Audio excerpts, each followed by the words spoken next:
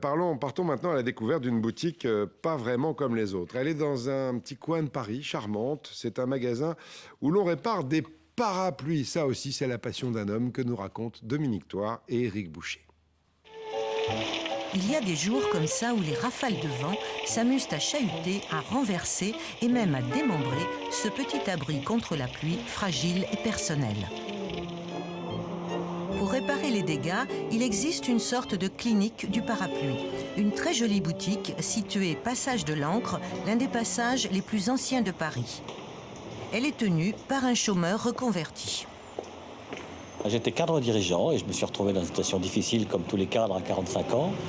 Et par hasard, une de mes amies m'a dit « J'ai vu une petite boutique, je suis venu voir, j'ai sympathisé avec l'artisan qui prenait sa retraite et j'ai décidé de racheter cette petite affaire. » Et cela fait 1 an et demi qu'il soigne les parapluies.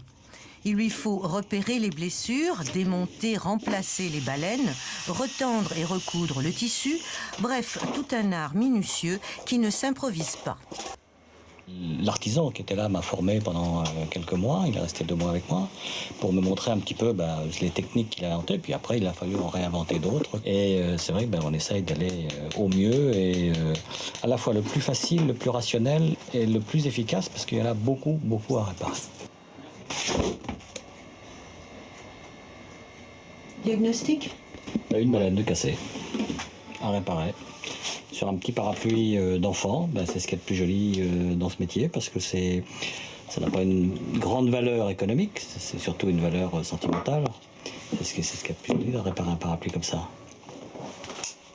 Il semblerait que l'ombrelle et le parapluie soient nés en Chine bien avant Jésus-Christ pour protéger du soleil ou de la pluie. Être utile n'empêche pas d'être joli et de devenir un accessoire de mode assorti à la tenue. Plus sobre et pratique, ces hommes essaient le parapluie pliant dans une rue de Paris. Et déjà en 1912, la manœuvre était délicate. La noix, la tringle, les baleines, les banocs, les aiguillettes, il y a plein de petits noms comme ça. Je suis environné de paquets de baleines, j'en ai à peu près 160 sortes. Dans un parapluie, il y a à peu près une centaine de pièces différentes, donc ça en fait plusieurs milliers.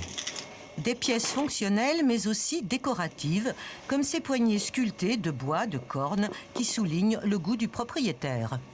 Le parapluie, d'abord, c'est quelque chose qu'on a choisi. Il nous a protégés de la pluie, on l'a toujours tenu en main, et c'est un objet que l'on veut garder. Et c'est vrai que les gens ont plaisir à venir le faire réparer lorsqu'il est cassé. C'est un métier passionnant, c'est un métier qui prend beaucoup de temps, on travaille 70 heures par semaine. Effectivement, lorsque des gens viennent nous voir en nous disant j'y tiens beaucoup, on peut passer 3 jours à le réparer parce que ça nous fait un grand plaisir de pouvoir le réparer. Bonjour, voilà, j'ai mon parapluie qui est fatigué.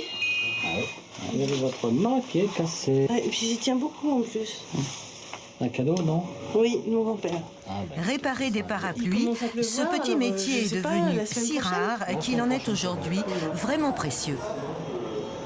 Ouais, une boutique tout à fait étonnante. Avant de refermer ce journal, je vous rappelle le principal titre.